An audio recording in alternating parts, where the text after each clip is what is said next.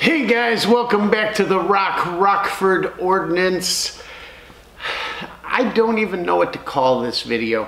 We have had such a string of bad luck today, I don't even know where to start. But it started with me going through this Krebs rifle and also wanting to tell you all about this tool from Krebs.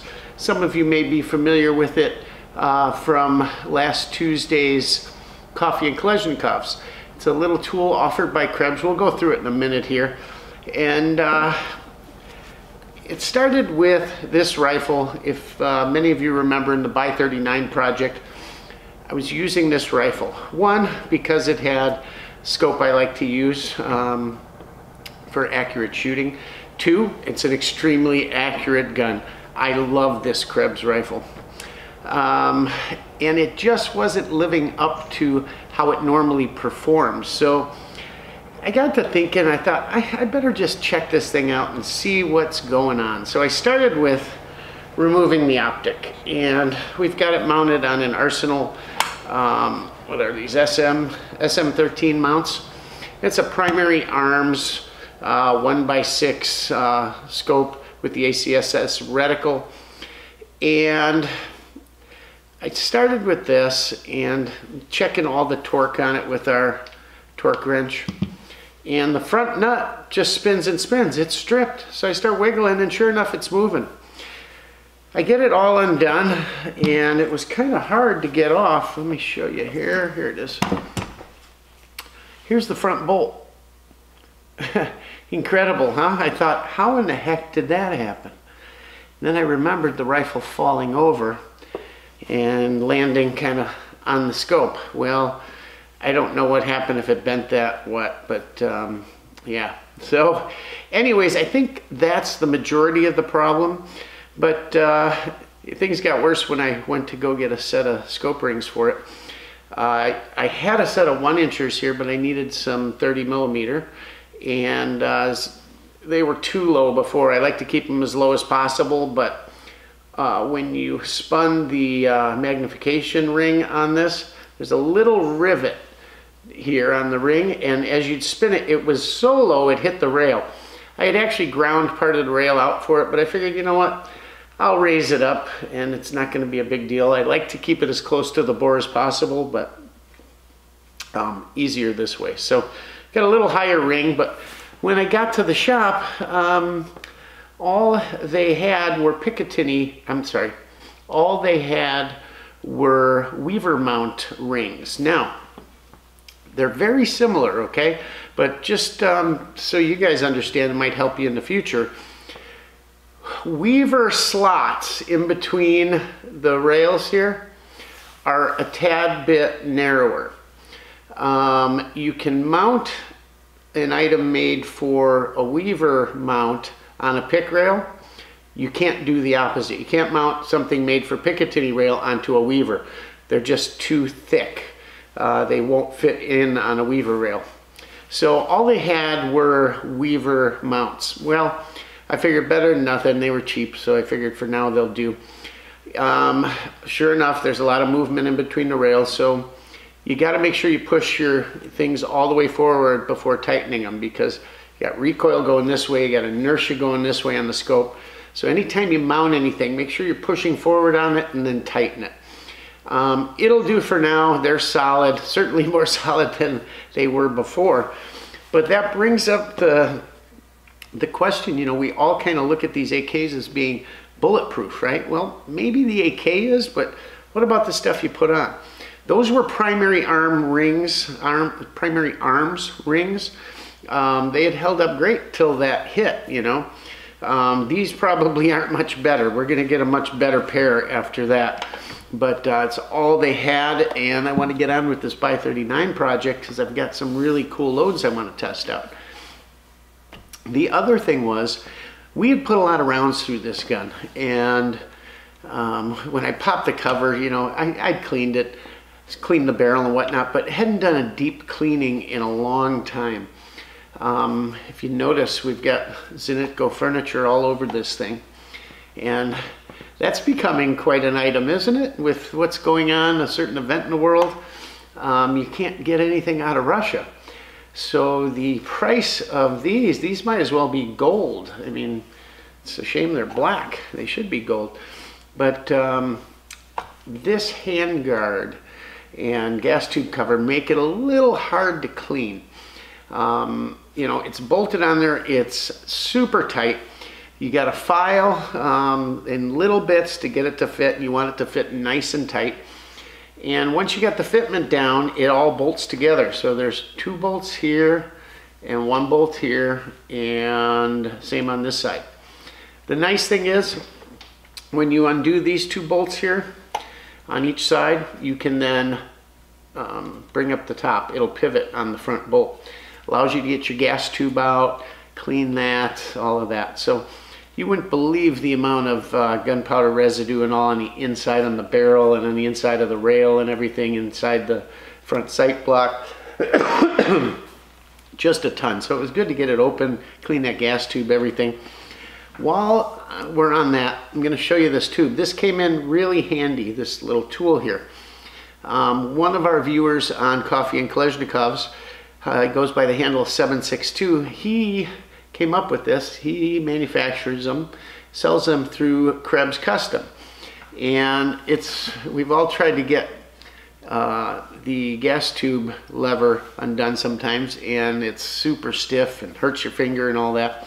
There's a couple tricks. You can take the bolt carrier, put the slot of the bolt carrier over it, and use the piston and all for leverage. But sometimes about 95% of the time they fit. Sometimes this is too thick to fit in the rail, and it's usually caused by paint or something built up on there, but you don't want to scratch your finish. This does a nice job. There's a loop at this end, and you just simply put it over your gas tube lever and pull up. Look at how easy. And same thing to put it back down. Now, the other end here, there's an open end, and that end is for the little lever that's on your lower handguard. You put that in there and pry up, and it goes really nice and easy. We've all been in there with screwdrivers trying to pry it, or a little hammer tapping it down, that kind of thing. Well, this makes it super easy. We gave 2 of these away Tuesday on Coffee and Kalashnikovs, and those will be out to you guys real quick, to the 2 guys that won them. I want to apologize too. No Coffee and Kalashnikovs yesterday. We had to put one of our dogs down, so it was kind of a trying day. And by the time it was all over, I hadn't even realized, and we were past the time.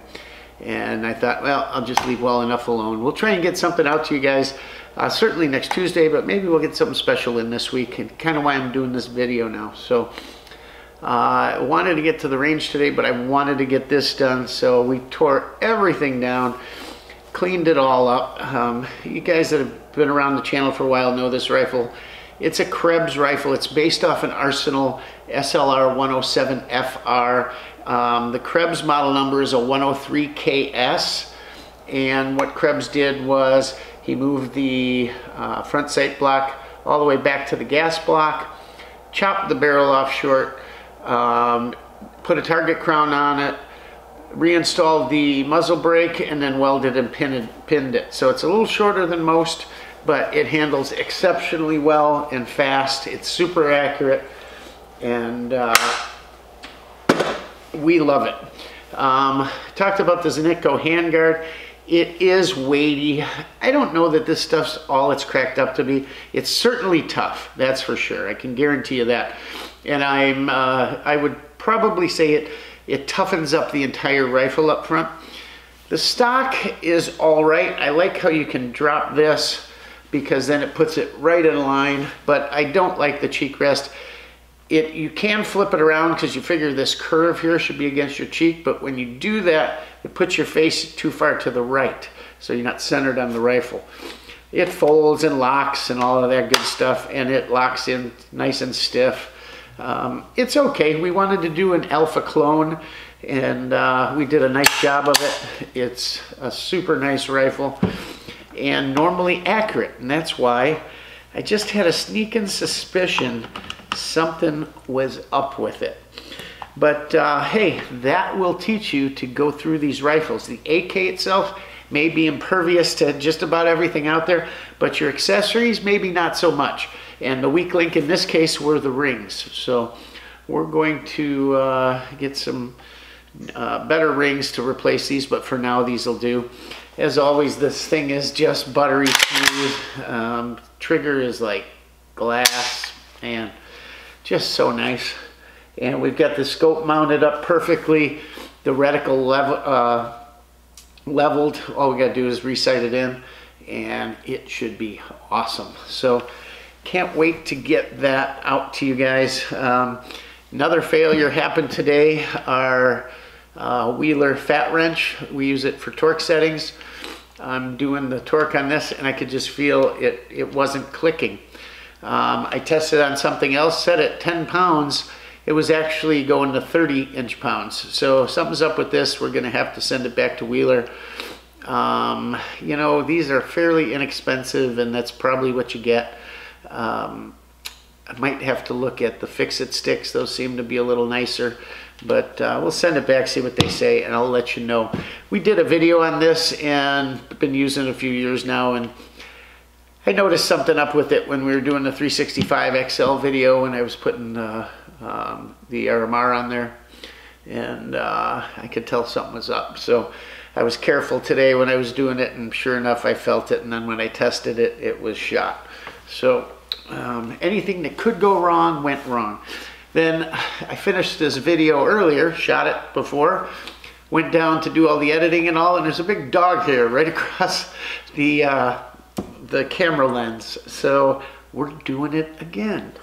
Anyhow, yeah, this thing is a pretty cool little tool. You can get it at KrebsCustom.com and check it out. They were out of stock for a little while. I think they're back in stock. They're inexpensive and it's really a great tool to have. So I'm happy to give those two away to the people that want them, and we're keeping this one for ourselves here.